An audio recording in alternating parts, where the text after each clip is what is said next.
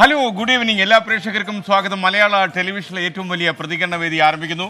ഒരുപക്ഷെ അടുത്ത 48-50 മിനിറ്റ് നേരം നമ്മൾ ഒന്നിച്ച് യാത്ര ചെയ്യുന്ന ജനകീയ വാർത്താ മണിക്കൂറാണ് ഉണ്ടാകാൻ പോകുന്നത്. അപ്പോൾ ഈ പ്രതികരണ വേദിയിലേക്ക് എല്ലാവർക്കും സ്വാഗതം. അപ്പം നമ്മൾ തുടങ്ങുന്നു. പൊതുജനം കഴുതയല്ല സാർ.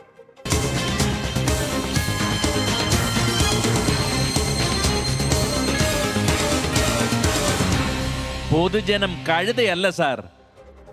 ഇന്ന് ക്രിസ്മസ് ആഘോഷത്തിൻ്റെ പകലാണ് ഒടുങ്ങിയത്. നിങ്ങൾക്കറിയുന്ന പോലെ കേരളത്തിൽ പൂർണ്ണമായിട്ടൊരു അവധി ദിവസത്തിൻ്റെ അനുഭവം നമുക്ക് സമ്മാനിച്ചു ക്രിസ്മസ്. ലോകമെമ്പാടും ദുരിതത്തിൻ്റെയും യുദ്ധത്തിൻ്റെയും ഒക്കെ വാർത്തകൾ വരുമ്പോഴും വിശ്വാസികൾ ഇന്ന് മിക്ക ദേവാലയങ്ങളിലും ക്രിസ്മസ് ആഘോഷിക്കുന്നുണ്ടായിരുന്നു. നാട്ടിലും ലോകത്തിൻ്റെ പല ഭാഗങ്ങളിലും ക്രിസ്മസ് സമുചിതമായി ആഘോഷിച്ചു. അപ്പോൾ നമുക്ക് നോക്കാം എന്തൊക്കെയാണ് ഇന്ന് ഈ പരിപാടിയിൽ നമ്മൾ ഉൾപ്പെടുത്തിയിരിക്കുന്നതെന്ന ഉള്ളടക്കം.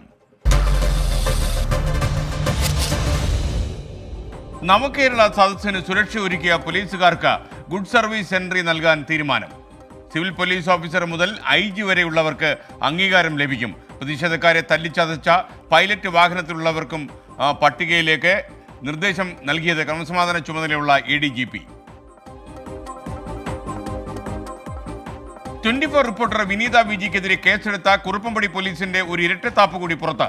ഷൂ എറിഞ്ഞ KSU പ്രവർത്തകരെ മർദ്ദിച്ച സംഭവത്തിൽ കോടതി ആജ്ഞാപിച്ചിട്ടും കേസെടുത്തിട്ടില്ല. വിനീത വിജിക്കെതിരായ കള്ളക്കേസിൽ പ്രതിഷേധം ശക്തമാകുന്നു.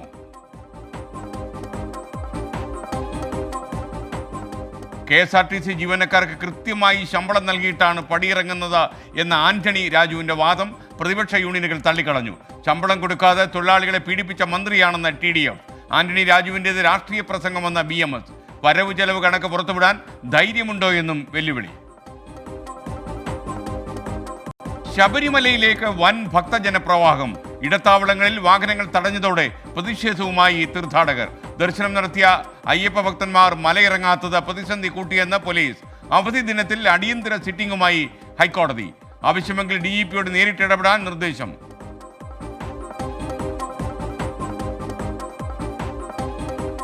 പത്തനംതിട്ട തിരുവല്ലയിൽ ഏരിയ കമ്മിറ്റി അംഗത്തിനെതിരെ ഗുരുതര ആരോപണവുമായി CPIM പ്രവർത്തകൻ. ദേവസ്വം ബോർഡിൽ ജോലി വാഗ്ദാനം ചെയ്ത് 1,20,20,000 രൂപ കൈപ്പറ്റി. 2.5 ലക്ഷം രൂപ പറഞ്ഞിട്ട് 1,20,000 രൂപ ജോലിക്ക് മുമ്പ് കൊടുക്കണം, ജോലി കിട്ടിക്കഴിഞ്ഞാൽ ബാക്കി കൊടുത്താൽ മതി എന്ന് പറഞ്ഞ് അങ്ങനെ ഗുരുവായൂർ ദേവസ്ഥത്തിലേക്ക് ജോലി നൽകാമെന്ന് പറഞ്ഞതിൻ്റെ നിന്ന് 1,20,000 രൂപ മേടിച്ചിട്ട് ഗുരുവായൂർ ദേവസ്വം കഴിഞ്ഞ് നമ്മുടെ അന്തോൺ സാറ് പ്രസിഡൻ്റായിട്ട് കയറി കഴിഞ്ഞപ്പോഴത്തേക്കിന് തിരുവിതാംകൂർ ദേവസ്വം ബോർഡ് ജോലി തരാമെന്ന് പറയുന്നു. ജോലി ലഭിക്കാതായതോടെ സമ്മർദ്ദങ്ങൾക്കൊടുവിൽ പണം മടക്കി നൽകിയെന്ന് കാവുഭാഗം സ്വദേശി ഷാജി. CPM സംസ്ഥാന സെക്രട്ടറിക്ക് നൽകിയ പരാതിയുടെ പകർപ്പ് 24 ലഭിച്ചു.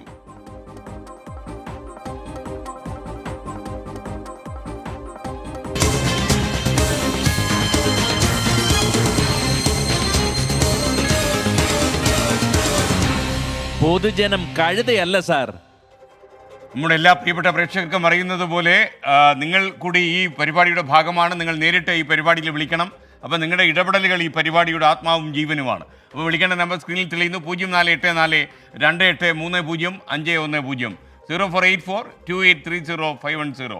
അതേപോലെ യൂട്യൂബിൽ 24 നിങ്ങൾ ലോഗിൻ ചെയ്യുക. ചാറ്റ് ബോക്സിൽ പോയി നിങ്ങളുടെ കമൻറ്റുകളൊക്കെ അവിടെ തന്നെ ഇടുക. അപ്പം സന്ദേശങ്ങളും വിളികളൊക്കെ ആയിട്ട് അടുത്ത 48-50 മിനിറ്റ് നേരം നമ്മൾ ഒന്നിച്ച് യാത്ര ചെയ്യുന്നു. അപ്പോൾ നിങ്ങളൊക്കെ റെഡിയല്ലേ? ഞാൻ എപ്പോഴേ റെഡിയാണ്. അപ്പോൾ നിങ്ങൾ റെഡിയാണെന്നാണ് എൻ്റെ വിശ്വാസം. ക്രിസ്മസിൻ്റെ ആലസ്യമൊക്കെ വിട്ട് നമുക്ക് വാർത്തകളിലേക്ക് കടക്കാം. ഇതെന്തൊരു ആഭ്യന്തര വകുപ്പ് എന്ന് മൂക്കത്ത് വിരൽ വയ്ക്കുന്ന തീരുമാനം ഇന്ന് കേരളം കേട്ടു. പോലീസ് അതിക്രമ വിവാദങ്ങൾക്കിടെ നവകേരള സദസ്സിൽ സുരക്ഷ ഒരുക്കിയ പോലീസുകാർക്ക് പ്രത്യേക സമ്മാനം കൊടുക്കാൻ നിർദ്ദേശം വന്നിരിക്കുന്നു. സർക്കാർ താല്പര്യം സംരക്ഷിക്കാൻ DGP മറികടന്ന് ക്രമസമാധാന വിഭാഗം ചുമതലയുള്ള ADGPയാണ് നിർദ്ദേശം കൊടുത്തിരിക്കുന്നത്. തീരുമാനത്തിനെതിരെ വ്യാപക പ്രതിഷേധം ഉയരുന്നു. നവകേരള യാത്ര മുഖ്യമന്ത്രിയുടെ ബസ് ഇങ്ങനെ കടന്നു വരുമ്പോൾ തൊട്ടു പിന്നിൽ കറുത്ത വണ്ടിയിൽ ലാത്തിയും കറക്കിയ ഒരു സംഘം. ആ സംഘത്തിനുൾപ്പെടെ ഗുഡ് സർവീസ് എൻട്രി. എന്തിനെന്ന് ചോദിച്ചാൽ ക്രമസമാധാനം കാത്തതിനെന്ന്.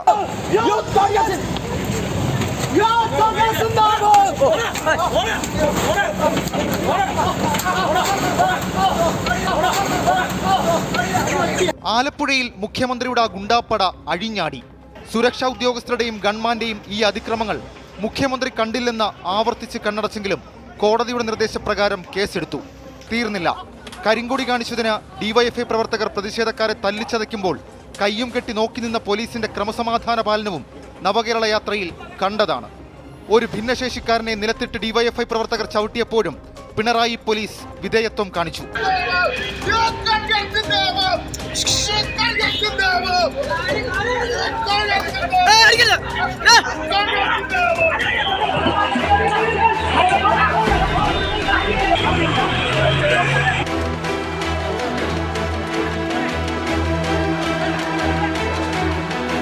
ഇതൊക്കെ മികച്ച ക്രമസമാധാന പാലനമെന്നാണ് ആഭ്യന്തര വകുപ്പിന്റെ വിലയിരുത്തൽ.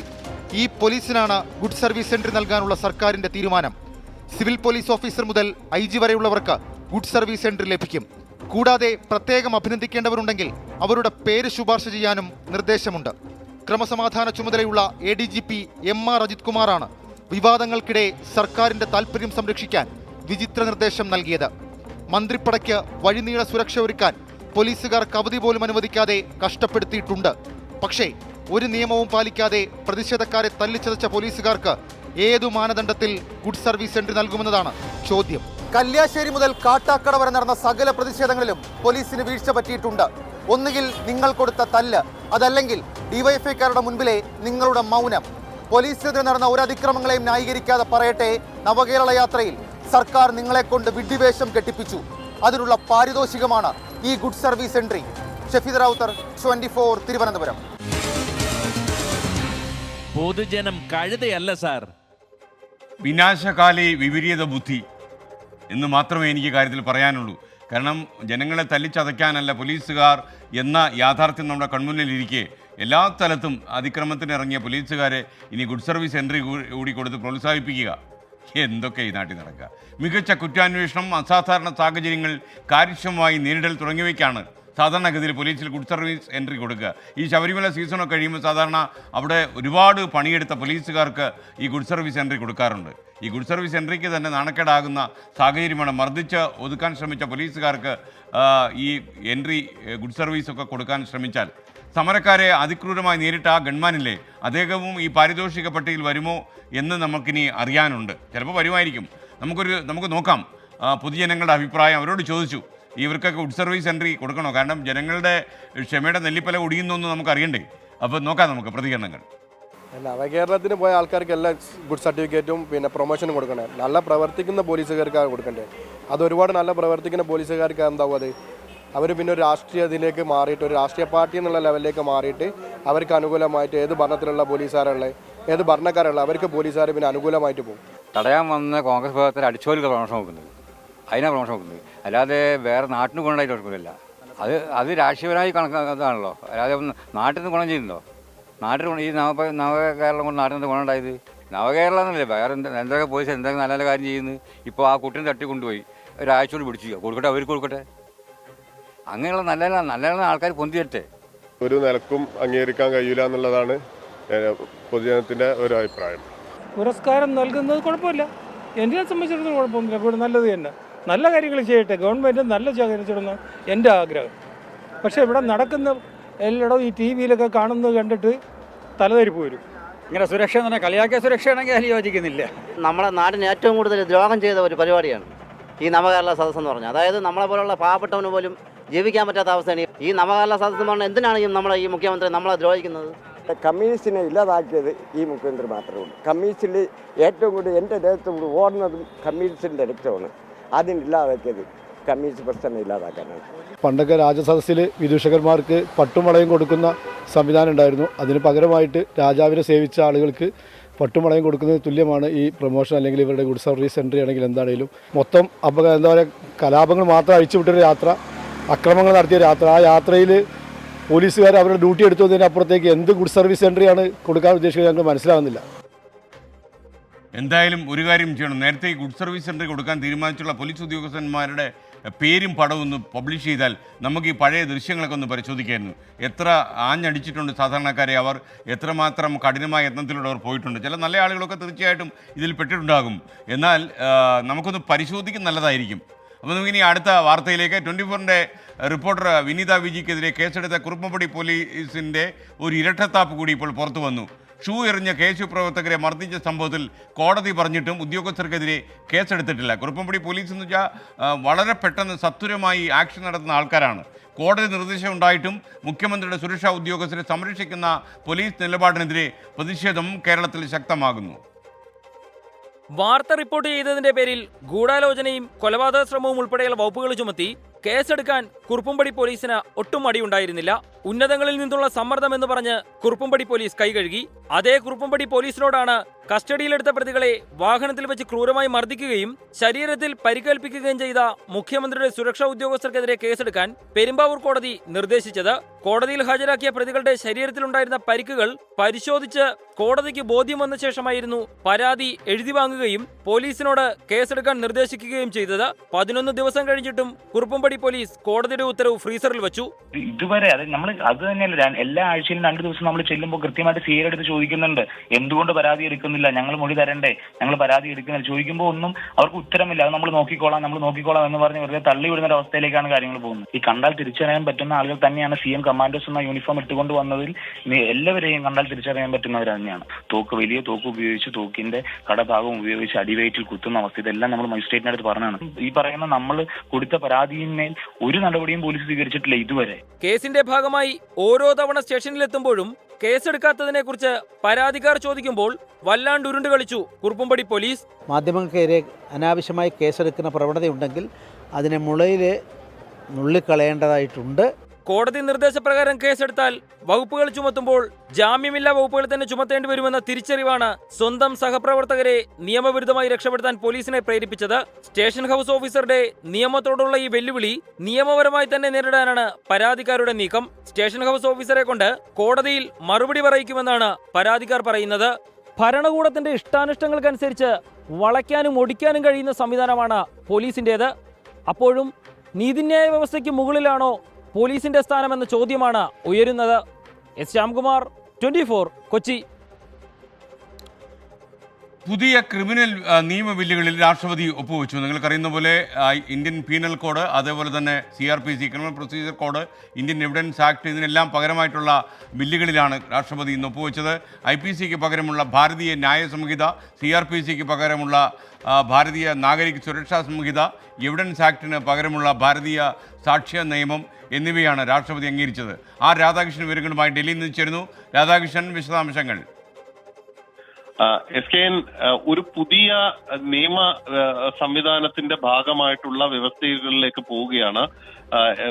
ഏറ്റവും പ്രധാനപ്പെട്ടത് ഈ ക്രിമിനൽ നടപടിക്രമങ്ങളിൽ ആകെ ഒരു മാറ്റം വരുന്നു എന്നുള്ളതാണ്. കേന്ദ്ര സർക്കാർ കൊണ്ടുവന്ന 3 ബില്ലുകളും അത് പാർലമെന്റിന്റെ ഇരുസഭകളിലും പാസ്സായിരുന്നു. അതാണ് ഇപ്പോൾ രാഷ്ട്രപതി, ഈ 3 ബില്ലുകളിലുമാണ് രാഷ്ട്രപതി ഇപ്പോൾ ഒപ്പിട്ടിരിക്കുന്നത്. ഭാരതീയ ന്യായ സംഹിത, ഭാരതീയ നാഗരിക് സുരക്ഷാ സംഹിത, ഭാരതീയ സാക്ഷ്യ എന്നീ 3 ബില്ലുകളും വരുന്നതോടുകൂടി കൊളോണിയൽ കാലത്തെ നിയമങ്ങൾ 3 IPC, CRPC ഒപ്പം എവിഡൻസ് ആക്ട്, ഇത് 3 വഴിമാറുന്നു എന്നാണ് ഇപ്പോൾ കേന്ദ്ര സർക്കാർ വ്യക്തമാക്കിയിട്ടുള്ളത്. ഇത് ഇപ്പോൾ രാഷ്ട്രപതി ഒപ്പിട്ട് നിയമം നിലവിൽ വന്നെങ്കിലും ഇതുമായി ബന്ധപ്പെട്ടിട്ടുള്ള ചട്ടങ്ങൾ കൂടി പ്രസിദ്ധീകരിച്ചതിന് ശേഷം മാത്രമേ പ്രാബല്യത്തിൽ വരുന്ന വിധത്തിലേക്ക് കാര്യങ്ങൾ എത്തുകയുള്ളൂ. അതും വളരെ വേഗത്തിൽ സാധ്യമാകും എന്നുള്ളതാണ് ഇപ്പോൾ കേന്ദ്ര സർക്കാർ വ്യക്തമാക്കുന്നത്. Okay, thank you Radhakrishnan. നിയ സതീഷ് പറയുന്നത്, SKN നിങ്ങൾ ജനങ്ങളുടെ പ്രതികരണം എടുക്കുന്ന പൊതുജനത്തോടല്ല, വ്യക്തമായ കമ്മ്യൂണിസ്റ്റ് വിരുദ്ധരാണ്, അവരുടെ മാത്രം റിവ്യൂ ആണ് എന്ന് പറയുന്നു. ഞങ്ങളെ ഒരുപാട് ആളുകൾ ഈ പരിപാടി സംപ്രേഷണം ചെയ്ത് തുടങ്ങിയതിന് ശേഷം ഒരുപാട് ആൾക്കാരുടെ പ്രതികരണങ്ങൾ കൊടുത്തിട്ടുണ്ട്. ഒരാളോട് നിങ്ങൾ ഏത് പാർട്ടിയാണെന്ന് ചോദിച്ച് ഇതുവരെ നമ്മൾ ഒരു പ്രതികരണം പോലും എടുത്തിട്ടില്ല. ഇത് നമ്മൾ റാൻഡമായിട്ട് മൈക്കുമായിട്ട് ആൾക്കാരെടുത്ത് ചെല്ലുന്നു, അവർക്ക് പറയാനുള്ളത് നമ്മോട് പറയുന്നു, നമ്മളത് ടെലികാസ്റ്റ് ചെയ്യുന്നു. താങ്കൾക്ക് വിശ്വസിച്ചാലും ഇല്ലെങ്കിലും അങ്ങനെയാണ് സംഭവിക്കുന്നത്. ശമ്പളം കൊടുത്തു തീർത്ത ചാരിതാർത്ഥ്യത്തോടെയാണ് താൻ പടിയിറങ്ങുന്നത് എന്നായിരുന്നു ആന്റണി രാജുവിൻ്റെ പ്രതികരണം. എന്നാൽ ഈ പ്രതികരണം KSRTCയിലെ വിവിധ ട്രേഡ് യൂണിയനുകൾ തള്ളിക്കളഞ്ഞു. ശമ്പളം കൊടുക്കാതെ തൊഴിലാളികളെ ഇങ്ങനെ പീഡിപ്പിച്ച മറ്റൊരു സർക്കാരില്ലെന്ന് TDF കുറ്റപ്പെടുത്തി. ഹൈക്കോടതി പറഞ്ഞിട്ടും ശമ്പളം നൽകാൻ മാനേജ്മെൻറ്റ് തയ്യാറായില്ലെന്നും KSRTCയുടെ വരവ് ചെലവ് കണക്ക് പ്രസിദ്ധീകരിക്കാൻ ധൈര്യമുണ്ടോ എന്നും TDF വെല്ലുവിളിച്ചു. മന്ത്രിയുടേത് രാഷ്ട്രീയ പ്രസംഗമാണെന്നായിരുന്നു BMSൻ്റെ പ്രതികരണം. രാജി സമർപ്പിച്ചിട്ടും KSRTCയിലെ വിവാദങ്ങൾ മന്ത്രി ആന്റണി രാജുവിന് വിട്ടൊഴിയുന്നില്ല. ചാരിതാർത്ഥ്യത്തോടെയാണ് പടിയിറക്കമെന്ന ഇന്നലത്തെ പ്രസ്താവനയാണ് മന്ത്രിയെ ഇപ്പോൾ വെട്ടിലാക്കിയിരിക്കുന്നത്. മന്ത്രി പറയുന്നത് പോലെയല്ല KSRTCയിലെ കാര്യങ്ങളെന്നാണ് യൂണിയനുകളുടെ വിമർശനം. നവംബർ മാസ ശമ്പളമാണ് ഡിസംബർ 24 നൽകിയതെന്നും അതിനെന്തിനാണ് ഇത്ര ചാരിതാർത്ഥ്യമെന്നും TDFിന്റെ ചോദ്യം. അദ്ദേഹത്തിൻ്റെ കാലത്തും അദ്ദേഹത്തിൻ്റെ മുൻഗാമിയായ AK ശശീന്ദ്രൻ്റെ കാലത്തും കൃത്യമായി ശമ്പളം കൊടുത്തിട്ടേയില്ല. നവംബർ മാസത്തെ ശമ്പളമാണ് ഡിസംബർ മാസം 23-ാം തീയതി കൊടുക്കുന്നത്. അതായത് ഏകദേശം ഒരു മാസം കഴിഞ്ഞിട്ടാണ് കൊടുക്കുന്നത്.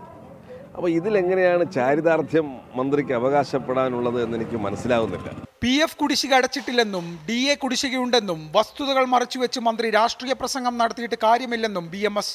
ഇവിടെ NPSൻ്റെ പണം അടച്ചിട്ടില്ല. അതുപോലെ തന്നെ പ്രോവിഡൻറ്റ് ഫണ്ട്, പെൻഷൻ 2021 ശേഷം പെൻഷൻ പറ്റിയ ജീവനക്കാർക്ക് ₹1 ആനുകൂല്യം നൽകിയിട്ടില്ല. DA കുടിശ്ശികയുണ്ട്. 1.5 വർഷമായി 16 ഡ്യൂട്ടി ചെയ്ത ആളുകളുടെ ശമ്പളം പോലും നൽകിയിട്ടില്ല എന്നുള്ളതാണ് വസ്തുത. അപ്പോൾ ഈ വസ്തുതകളെല്ലാം മറച്ചു വെച്ചുകൊണ്ട് ഒരു രാഷ്ട്രീയ പ്രസംഗം നടത്തിയാണ് ബഹുമാന്യായ മന്ത്രി പടിയിറങ്ങുന്നതെന്നാണ് ഞങ്ങൾ കാണുന്നത്. അതേസമയം കോർപ്പറേഷന്റെ വരവ് ചിലവ് കണക്കുകൾ നാളെ നൽകാമെന്നാണ് മാനേജ്മെന്റ് വാഗ്ദാനം. കണക്ക് കൂടി ലഭിച്ച ശേഷം മന്ത്രിക്കെതിരെ കൂടുതൽ പ്രതികരണങ്ങൾ നടത്താനാണ് യൂണിയനുകളുടെ തീരുമാനം. ആന്റണി രാജു മാറി ഗണേഷ് കുമാർ വന്നാലും KSRTCയിലെ വിവാദങ്ങൾക്ക് ഒരു കുറവും ഉണ്ടാവില്ല. ഇവിടെ ഇങ്ങനെയൊക്കെ മതിയെന്ന ചിലരുടെ മനസ്ഥിതി മാറാതെ KSRTCക്ക് രക്ഷയില്ല. AV ജയശങ്കർ, 24, തിരുവനന്തപുരം. പൊതുജനം കഴുതയല്ല സാർ. സൈബർ പോരാളികളൊക്കെ കുറേ ആൾക്കാർ യൂട്യൂബിൽ വന്നിട്ടുണ്ട്. ഉദയൻ എന്ന് പറയുന്ന ഒരാൾ വന്ന് SK നിൻ്റെ കരച്ചിൽ നിർത്തടാ എന്ന് പറയുന്നുണ്ട്. അത് എൻ്റെ മൂത്തൊരു സഹോദരൻ. അങ്ങനെയുള്ള അപ്പം സഹോദരൻ പറയുമ്പോൾ നമ്മൾ കേൾക്കണ്ടേ. അപ്പോൾ പ്രിയപ്പെട്ട പ്രേക്ഷകർ, സർക്കാരിൻ്റെ നല്ല കാര്യങ്ങളൊന്നും കാണുന്നില്ലല്ലോ എന്ന് ചില ആൾക്കാർ പറയുന്നു. നല്ല കാര്യങ്ങൾ ചെയ്യട്ടെ, നമുക്കിപ്പോൾ പറയാം, നമുക്കെന്താ പ്രശ്നം. രാഷ്ട്രീയ പ്രസംഗത്തിനപ്പുറം കണക്കുകൾ നിരത്തി സമർത്ഥിക്കാനാണ് മന്ത്രിയോടുള്ള യൂണിയനുകളുടെ പ്രതികരണം. കേൾക്കാം ഇക്കാര്യത്തിൽ പൊതുജനങ്ങൾക്ക് പറയാനുള്ളത്. ഒരു കാരണവശാലും മുന്നോട്ട് പോകുന്നൊരു സാധനമല്ല ഈ KSRTC എന്ന് പറയുന്നത്. ഈ സർക്കാരെ മാറിക്കഴിഞ്ഞാൽ എന്തെങ്കിലും ഒരു മാറ്റം കേരളത്തിൽ ഉണ്ടാവും. KSRTC വിടക്കാക്കി തനിക്കാക്കുക എന്ന് പറയുന്നൊരു രീതിയിലാണ് കൊണ്ടുപോകുന്നത്. KSRTCയും സ്വകാര്യവൽക്കരിക്കാൻ വേണ്ടി അവിടെ കൊണ്ടുവരുന്ന പരിഷ്കാരങ്ങളെല്ലാം തന്നെ ഈ സ്വകാര്യവൽക്കരണം കൊണ്ടുവന്ന പദ്ധതികളാണ്. കർണാടകത്തിൽ സ്ത്രീകൾക്ക് ഫ്രീ ആണ്, തൊട്ടടുത്ത് തമിഴ്നാട്ടിൽ സ്ത്രീകൾക്ക് ഫ്രീ ആണ്. അത് 2 സംസ്ഥാനത്തും ലാഭത്തിലാണ് പ്രവർത്തിക്കുന്നത്. ഇവിടെ കേരളത്തിലും ചാരിതാർത്ഥ്യം ഒന്നും എല്ലാം മൊത്തത്തിൽ ഫെയിലിയർ തന്നെയാണ്. അതിൽ ഒന്നും പിന്നെ അങ്ങനെ പറയാൻ മാത്രം ഒന്നും ഉണ്ടായില്ല. ഇപ്പോൾ പെട്രോൾ അടിക്കുന്നത് പോലും ഡീസൽ അടിക്കുന്നത് പോലും മാഹിയിൽ വന്നിട്ടാണ് അടിക്കുന്നത്. എന്തുകൊണ്ടാണിത്? പ്രേക്ഷകർക്കെല്ലാം വീണ്ടും സ്വാഗതം. നിങ്ങൾക്കെല്ലാവരും മെറി ക്രിസ്മസ്. ക്രിസ്മസ് ഒരല്പം ലേറ്റായി, രാവിലെ ഞാൻ പറഞ്ഞിരുന്നു, പ്രേക്ഷകർ ഓർമ്മിക്കുന്നുണ്ടാവുമല്ലോ. എല്ലാവർക്കും ഹാപ്പി ക്രിസ്മസ്.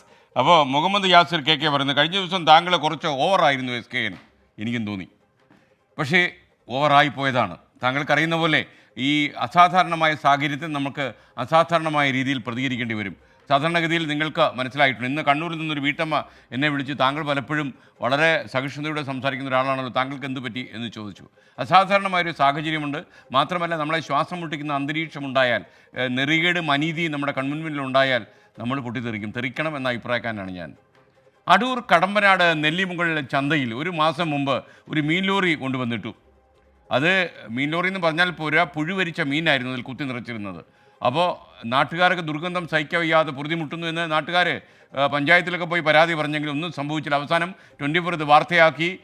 ഈ നശിച്ച മീനെല്ലാം കുഴിച്ചുമൂടിയപ്പോൾ പഞ്ചായത്ത് ലോറിയും അവിടെ നിന്ന് മാറ്റി എന്ന് പറയുന്ന തൽക്കർമ്മം ചെയ്തതായി റിപ്പോർട്ട് വരുന്നു. ശ്രീജിത്ത് ശ്രീകുമാരൻ പത്തനംതിട്ടയിൽ നിന്ന് ചേരുന്നു. ശ്രീജിത്ത്, ലോറി എടുത്ത് മാറ്റി, മീനും കുഴിച്ചുമൂടിയെന്ന് അറിഞ്ഞു, സന്തോഷം. അതേ സ്കാൻ ലോറി എടുത്തു മാറ്റിയൊരു മീൻ പിക്കപ്പ് ആയിരുന്നു. അത് ഏതാണ്ട് ഒരു മാസക്കാലം ആ പ്രദേശത്ത്, നെല്ലിമുകൾ ചന്ത ഒരു പ്രശസ്തമായ ചന്തയാണ്, ആ പ്രദേശത്ത് കിടക്കുകയായിരുന്നു. ഈ ഉടമ ഈ വാഹനം ഇവിടെ കൊണ്ടുവന്നിട്ട് ഈ ഉണക്കമീനായിരുന്നു ഇതിലുണ്ടായിരുന്നത്. മുങ്ങി ഏതാണ്ട് 2 ആഴ്ച കഴിഞ്ഞ 2-3 ദിവസം കഴിഞ്ഞപ്പോഴേ അത് പുഴുവരിച്ച നിലയിൽ ആകുകയായിരുന്നു. അതിനുശേഷം നാട്ടുകാർ നിരവധി തവണ പരാതി പറഞ്ഞു. തൊട്ടടുത്ത് മാവേലി സ്റ്റോറുണ്ട്, തപാൽ ഓഫീസുണ്ട്, നിരവധി വ്യാപാര സ്ഥാപനങ്ങളുണ്ട്. ഇവിടുത്തെ എല്ലാം കച്ചവടം പൂർണ്ണമായും നഷ്ടപ്പെടുന്ന ഒരു സാഹചര്യം ഉണ്ടായി. പിന്നീടാണ് AYFന്റെ LDF ഭരിക്കുന്ന പഞ്ചായത്താണ് സ്വാഭാവികമായി അവരുടെ സംഘടന, പ്രതിപക്ഷ സംഘടന ഭേദം നോക്കാതെ തന്നെ AYFന്റെ നേതൃത്വത്തിൽ ആളുകൾ പ്രതിഷേധത്തിലേക്ക് രംഗത്ത് വരികയായിരുന്നു. നമ്മളും അത് വാർത്ത ചെയ്യുന്നൊരു സാഹചര്യം ഉണ്ടായി. എന്തായാലും ഈ പ്രദേശത്ത് നാട്ടുകാരുടെയും അതുപോലെ തന്നെ AYF പ്രവർത്തകരുടെയും ഒക്കെ ഒരു ചിരകാല സ്വപ്നം എന്ന രീതിയിൽ തന്നെയാണ് ഇപ്പോൾ പഞ്ചായത്ത് അത് ഏറ്റെടുത്ത് ക്രിസ്മസ് ദിവസം, കഴിഞ്ഞ ദിവസം അത് രാത്രിയോടുകൂടി അത് കുഴിച്ചു മൂടുന്നൊരു സാഹചര്യം ഉണ്ടായത്. പൂർണ്ണമായ ആ പ്രദേശത്ത് ഒരു കുഴിയെടുത്താണ് അത് കുഴിച്ചു മൂടിയിരിക്കുന്നത്. നാട്ടുകാർക്ക് ഇനി ശുദ്ധവായു കിട്ടുമെന്ന കാര്യത്തിൽ യാതൊരു തർക്കവുമില്ല. നമുക്കും ചാരിതാർത്ഥ്യമുണ്ട്. ഒരു പ്രേക്ഷകൻ പറയുന്നു, നിങ്ങൾ നിങ്ങളുടെ താല്പര്യങ്ങൾക്കനുസരിച്ച് വാർത്തകൾ കൊടുക്കുന്നു, വെറുതെ പൊതുജനത്തിൻ്റെ തലയിൽ വെക്കേണ്ട. അദ്ദേഹം പൊതുജനത്തിൻ്റെ ഒരാളാണ് കേട്ടോ, തീർച്ചയായിട്ടും. നിങ്ങൾ ഇതേ രീതിയിൽ മുന്നോട്ട് പോകണം. സർക്കാർ ജനങ്ങളെ ഒപ്പം നിർത്തി എല്ലാറ്റിനുള്ള മറുപടി തരും. അപ്പോൾ തരട്ടെ, നമുക്ക് നോക്കാം എന്താ കുഴപ്പം. ഇനിയിപ്പോൾ നമുക്കൊരു പോസിറ്റീവ് വാർത്തയിലേക്ക്. നമുക്ക് ചുറ്റും പ്രകാശമാകുന്ന, പ്രചോദനമാകുന്ന ചില വാർത്തകൾ നമുക്കിടയിലെങ്കിലും ഓരോ ദിവസവും സംഭവിക്കുന്നുണ്ട്. അത്തരം ഒരു വാർത്തയിലേക്ക് നമ്മൾ പോകുന്നു. B positive.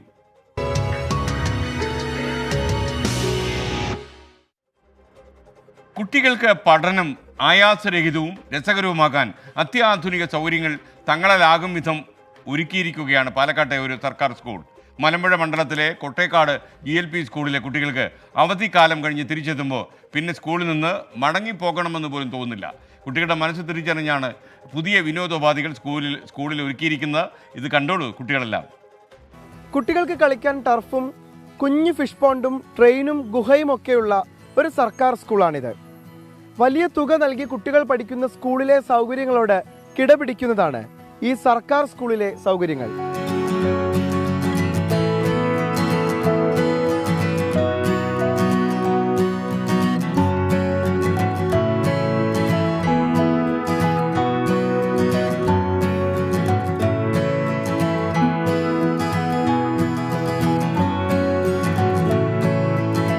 വർണ്ണക്കൂടാരം ഉല്ലാസ വീട്. നവീകരിച്ച സ്കൂളിന് അധ്യാപകർ തന്നെ നൽകിയ പേരാണിത്. അക്ഷരാർത്ഥത്തിൽ കുട്ടികൾക്കിത് ഉല്ലാസ വീടാകുമെന്നുറപ്പ്. ഏതാണ്ട് 15 ലക്ഷത്തോളം രൂപ ചെലവഴിച്ചാണ് പുതു സൗകര്യങ്ങൾ കുട്ടികൾക്കായി ഒരുക്കിയത്. മിനി ടർഫാണ് അതിൽ പ്രധാനം. നന്ന ചെറിയ കുട്ടികൾക്ക് അപകടം കൂടാതെ കളിക്കാൻ ഉപകരിക്കുന്നതാണ് ടർഫ്. കളിച്ചു പഠിക്കാൻ കുഞ്ഞൻ ഗുഹയും ഫിഷ് പോണ്ടും തീവണ്ടിയുമൊക്കെ സ്കൂളിൽ ഒരുക്കിയിട്ടുണ്ട്.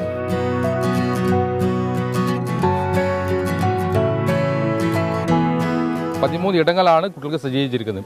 അത് ഭാഷാ ഇടങ്ങൾ, ശാസ്ത്ര ഇടം, ഗണിത ഇടം, വരയിടങ്ങൾ, അതേപോലെ തന്നെ ആട്ടവും പാട്ടവും സംഗീത ഇടങ്ങൾ, പിന്നെ അതുപോലെ തന്നെ നമ്മൾ നിരീക്ഷണ പാഠങ്ങൾ വളർത്തുവാൻ വേണ്ടി ഇതുപോലെയുള്ള കേന്ദ്രങ്ങൾ എല്ലാം തന്നെ ഒരുക്കിയിരിക്കുന്നത് കുട്ടികളെ സംബന്ധിച്ചിടത്തോളം അവരുടെ പഠന പ്രവർത്തനത്തിന്റെ ഭാഗമാണ്. സമഗ്ര ശിക്ഷ കേരളയുടെ സഹായത്തിൽ സ്കൂൾ PTA-യും അധ്യാപകരും നാട്ടുകാരും ഒത്തുപിടിച്ചാണ് ഈ സൗകര്യങ്ങൾ കുട്ടികൾക്കായി ഒരുക്കി നൽകിയത്. കുട്ടികളുടെ ശാരീരിക മാനസിക വളർച്ച കളികളിലൂടെ സാധ്യമാക്കുക ലക്ഷ്യമിട്ടാണ് നവീകരണ പ്രവർത്തനങ്ങൾ ഒരുക്കിയത്. തികച്ചും സ്കൂൾ അധികൃതരുടെയും അതുപോലെ തന്നെ PTA-ൻ്റെയും അതുപോലെ നമ്മുടെ നാട്ടുകാരുടെയും കൂടി സപ്പോർട്ടോടു കൂടിയാണ് നമുക്ക് ഇത്തരത്തിലൊരു വർണ്ണക്കൂടാരം ഒരുക്കാൻ സാധിച്ചത്. ചെറിയ സ്കൂളാണെങ്കിൽ കൂടി നൂറ്റാണ്ടിൻ്റെ പഴക്കം എത്തി നിൽക്കുന്നുണ്ട് നമ്മുടെ GLPS കൊട്ടേക്കാട്. തീർച്ചയായും ഒരു മാറ്റം അനിവാര്യമാണ്. പുതുതലമുറയ്ക്ക് വ്യത്യസ്തമായിട്ടുള്ളൊരു അനുഭവം നമ്മുടെ പൊതുവിദ്യാഭ്യാസത്തിലൂടെ നൽകുക എന്നുള്ളതാണ് ഈ ഒരു തുടക്കത്തിൻ്റെ ലക്ഷ്യം. കുട്ടികൾക്ക് പഠനം നേരിട്ട് ആസ്വദിക്കാൻ 13 ഇടങ്ങളാണ് ഒരുക്കിയിട്ടുള്ളത്. ക്ലാസ് മുറികളും പുതിയ കാലത്തിനൊത്ത് നവീകരിച്ചു. ഇതോടെ സാധാരണക്കാരന്റെ കുട്ടികൾക്കും സർക്കാർ സ്കൂളുകളിൽ നിന്ന് മികച്ച സൗകര്യങ്ങൾ ലഭ്യമാകുമെന്ന സന്ദേശമാണ് കൊട്ടേക്കാട് സ്കൂൾ നൽകുന്നത്.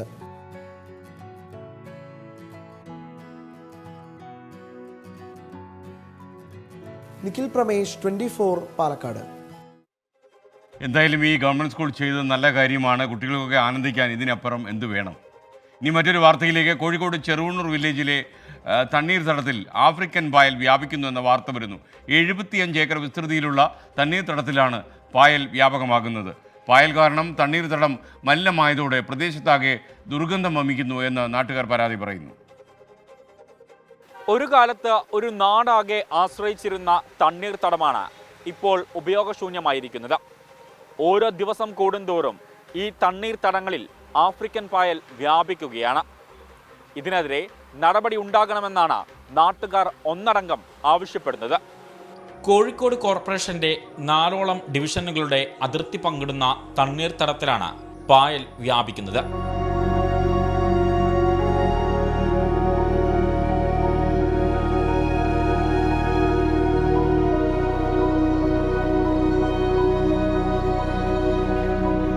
ഏകദേശം 2 വർഷത്തോളമായി ഇതാണ് അവസ്ഥ. അടിക്കടി ചീഞ്ഞലിഞ്ഞ് ദുർഗന്ധമായി മാറുന്ന സ്വഭാവവും ഈ പായലിനുണ്ട്. 2 വർഷങ്ങൾക്ക് മുൻപ് സ്വകാര്യ വ്യവസായ സ്ഥാപനങ്ങളിലേക്കും ഓട് വ്യവസായ മേഖലയിലേക്കും കൃഷിയുടെ ആവശ്യത്തിനും ഈ തണ്ണീർത്തടത്തിൽ നിന്നും വെള്ളം ശേഖരിക്കാറുണ്ടായിരുന്നു. എന്നാൽ വെള്ളം മലിനമായതോടെ ഇപ്പോൾ ഇത് ഉപയോഗിക്കാൻ പറ്റാത്ത അവസ്ഥയാണ്. ഈ പായലിൻ്റെ ഒരു പ്രത്യേകത എന്ന് പറഞ്ഞാൽ ഒരു 2 ആഴ്ചയ്ക്കുള്ളിൽ ഇത് മുഴുവൻ തന്നെ ഇപ്പോൾ നിലവിലുള്ള ആ പായൽ മുഴുവൻ നശിക്കുകയും അത് നേരെ താഴോട്ട് പോവുകയും ചെയ്യും. ഉടൻ തന്നെ താഴത്തുനിന്ന് ഒരു പുതിയ ഒരു വിഭാഗം പായൽ പൊന്തി വരുന്ന ഒരവസ്ഥയാണ്. ഇത് നിരന്തരം സംഭവിക്കുന്നതിലൂടെ നമ്മളിപ്പോൾ ഇതിൽ ഇറങ്ങുകയാണെങ്കിൽ കൃത്യമായിട്ട് നമുക്കറിയാം അവിടെ ഒരു തരത്തിലുള്ള ഒരു കറുത്ത തരത്തിലുള്ള ചളിയാണ് ഉള്ളത്. ആ ചളിയിൽ നമ്മൾ ഇറങ്ങുമ്പോൾ പിന്നെ അവിടെ ഇറങ്ങി കയറി കഴിഞ്ഞാൽ നമ്മുടെ കാല് ചൊറിയുക അങ്ങനെയുള്ളൊരു അവസ്ഥയുണ്ട്. മാത്രമല്ല വളരെ രൂക്ഷമായുള്ള ഗന്ധം ഉണ്ടാകുന്നുണ്ട്.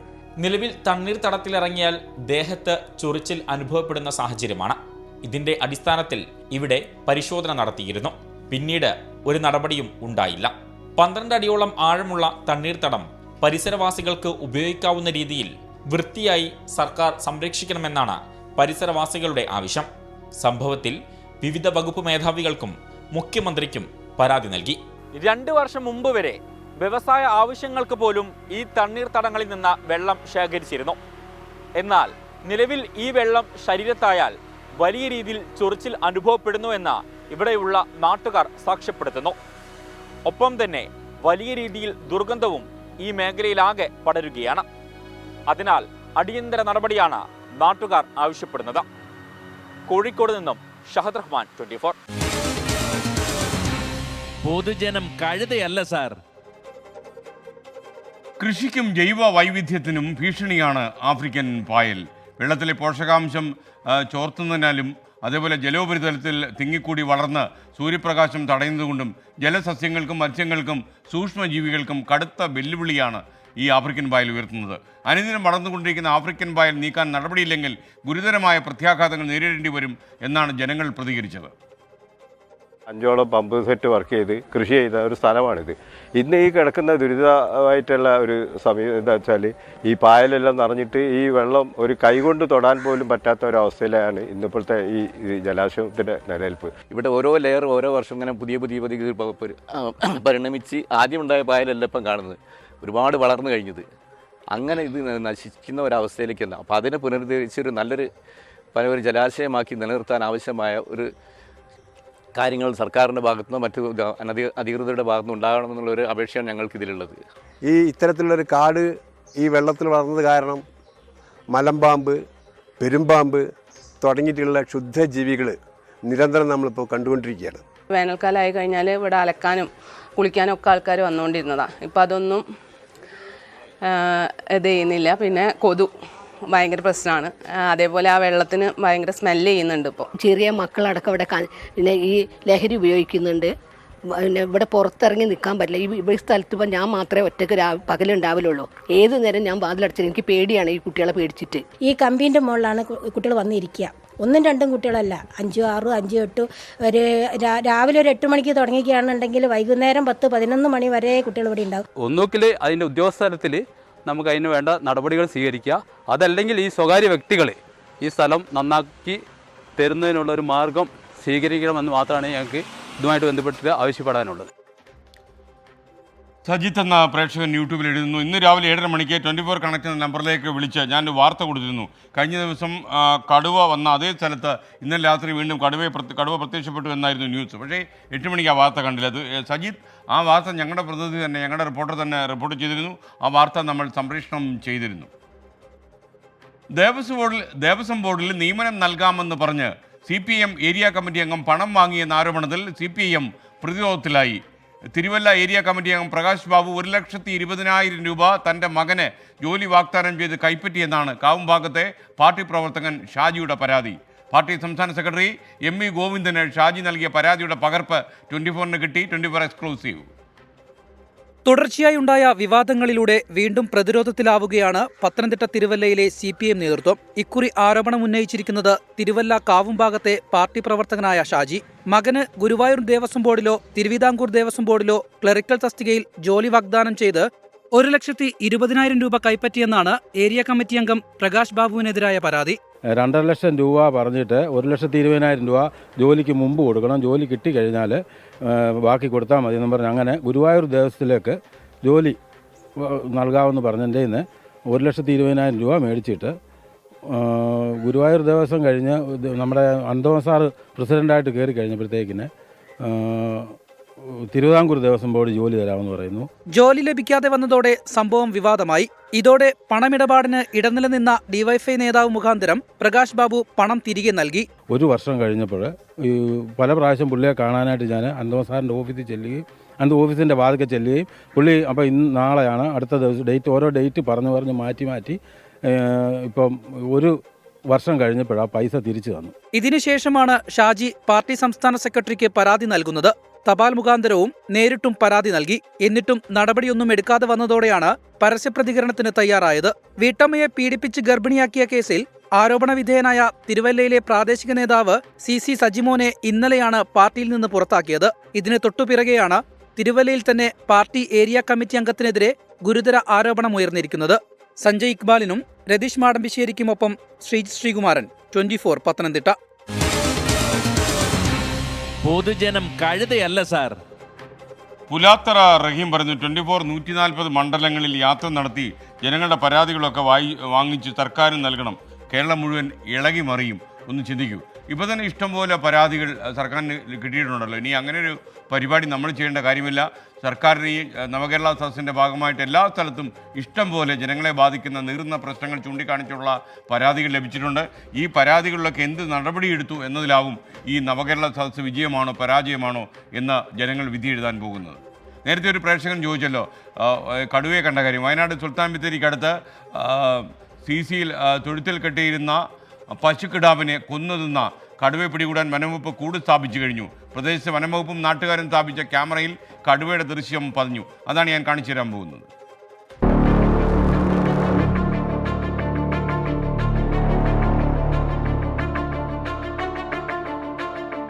കഴിഞ്ഞ ദിവസം രാത്രി ഞാറക്കാട്ടിൽ സുരേന്ദ്രന്റെ പശുത്തൊഴുത്തിലെത്തിയ കടുവ കിടാവിനെ കൊന്ന് പാതി ഭക്ഷിച്ചിരുന്നു. ഇതിനെ തുടർന്നാണ് തൊഴുത്തിൽ ക്യാമറ വെച്ചത്. രണ്ടാം ദിവസം കടുവ എത്തിയപ്പോൾ ദൃശ്യങ്ങൾ ക്യാമറയിൽ പതിഞ്ഞു. പശുക്കിടാവിന്റെ ജഡം കിടന്ന ഇടത്താണ് കടുവ വീണ്ടും എത്തിയത്.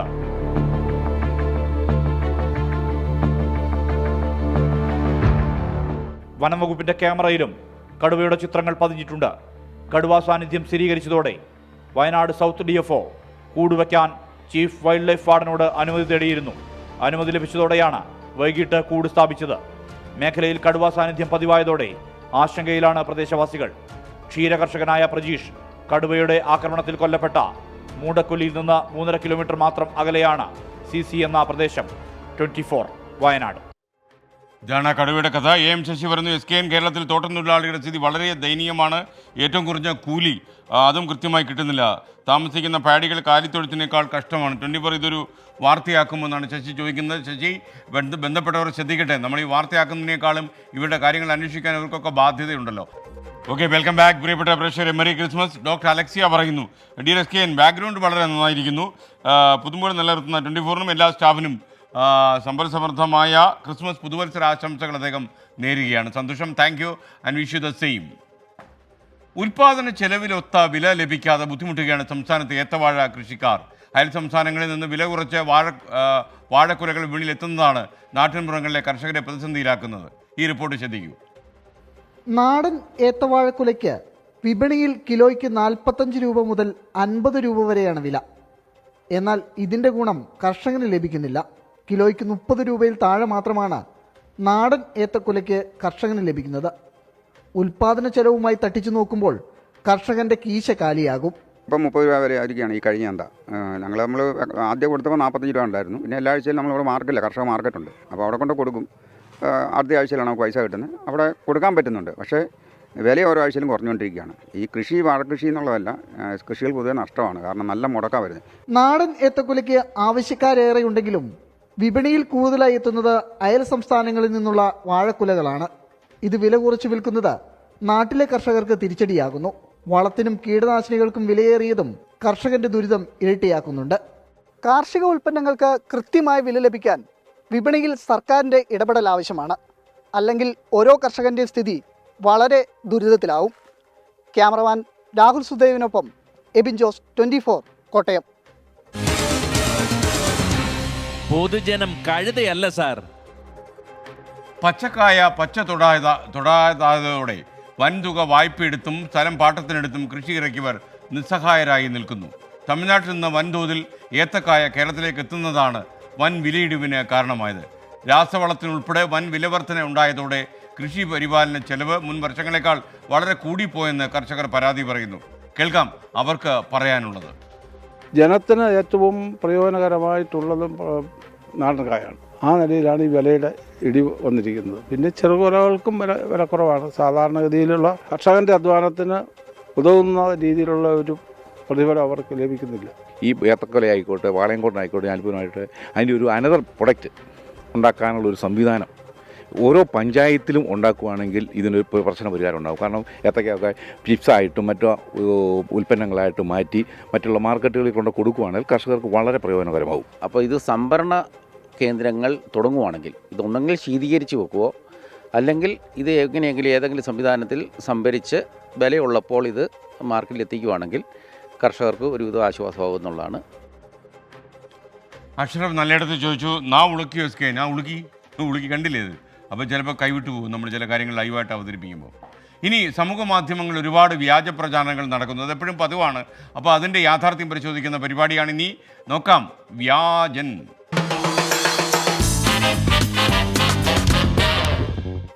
നമുക്കറിയാം, സംസ്ഥാന ഗവർണറും സംസ്ഥാന സർക്കാരും തമ്മിൽ കൊമ്പ് കോർക്കാൻ തുടങ്ങിയിട്ട് കുറേ കാലമായി. അതിനിടയിൽ ആരിഫ് മുഹമ്മദ് ഖാൻ നമ്മുടെ ഗവർണർ ക്രിസ്മസ് സമ്മാനം അദ്ദേഹത്തിന് കൈമാറുന്ന മന്ത്രിമാരായ PA മുഹമ്മദ് റിയാസിൻ്റെയും V ശിവൻകുട്ടിയുടെയും ചിത്രം സമൂഹ മാധ്യമങ്ങളിൽ ഇപ്പോൾ വൈറലായിട്ടുണ്ട്. മന്ത്രിമാർ നൽകിയ സമ്മാനം വളരെ സന്തോഷത്തോടെ ഏറ്റുവാങ്ങുന്ന ഗവർണറെ നമുക്ക് ചിത്രത്തിൽ കാണാം. പ്രചരിക്കുന്ന ചിത്രത്തിൽ എന്തെങ്കിലും വാസ്തവമുണ്ടോ? അങ്ങനെ ഈ കേക്കുമായിട്ട് മന്ത്രിമാർ രാജ്ഭവനിൽ എത്തിയിരുന്നു. നോക്കാം നമുക്ക്.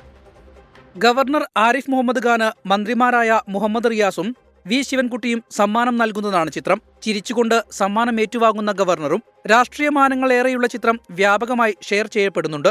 2023 ഡിസംബർ 19 തൊട്ടടുത്ത ദിവസങ്ങളിലും നിരവധി പ്രൊഫൈലുകളിൽ നിന്ന് ഈ ചിത്രം വ്യാപകമായി ഷെയർ ചെയ്യപ്പെടുന്നുണ്ട്. എന്നാൽ ഇപ്പോൾ പ്രചരിക്കുന്ന ചിത്രം 2023 ക്രിസ്മസുമായി ബന്ധപ്പെട്ടുള്ളതല്ല. 24 ഫാക്ട് ചെക്ക് വിഭാഗം നടത്തിയ പരിശോധനയിൽ മന്ത്രിമാരായ V ശിവൻകുട്ടിയും PA മുഹമ്മദ് റിയാസും ഗവർണർക്ക് സമ്മാനം നൽകുന്ന ചിത്രം കഴിഞ്ഞ ഓണക്കാലത്തേതാണെന്ന് വ്യക്തമായി. 2023 ഓണാഘോഷത്തിന് ഗവർണറെ ക്ഷണിക്കാൻ മന്ത്രിമാർ രാജ്ഭവനിലെത്തിയപ്പോൾ എടുത്ത ചിത്രമാണിത്. പ്രചരിക്കുന്ന ചിത്രം റിവേഴ്സ് ഇമേജ് സെർച്ചിന് വിധേയമാക്കിയാണ് ഈ നിഗമനത്തിലെത്തിച്ചേർന്നത്. ഓണാഘോഷത്തിന് ഗവർണറെ ക്ഷണിച്ച സർക്കാർ മന്ത്രിമാർ എത്തിയത് ഓണക്കോടിയുമായി എന്ന തലക്കെട്ടിൽ മാതൃഭൂമി ഓൺലൈനിൽ 2023 ഓഗസ്റ്റ് 18 പ്രസിദ്ധീകരിച്ച വാർത്ത റിവേഴ്സ് ഇമേജ് സെർച്ചിൽ കണ്ടെത്താനായി. ചിത്രം വ്യാജ തലക്കെട്ടുകളോടെയാണ് പ്രചരിപ്പിക്കുന്നതെന്നും ഇതോടെ ബോധ്യമായി. Fact check team 24. ഇതോടെ ഈ പരിപാടിയുടെ ഇന്നത്തെ എപ്പിസോഡ് അവസാനിക്കുന്നു. ഇനി നമ്മൾ തമ്മിൽ കാണുക നാളെ രാവിലെ 7 മണിക്ക് മോർണിംഗ് ഷോയിൽ കാണാം. 24 അഞ്ചിന്റെ വജ്രത്തിളക്കം.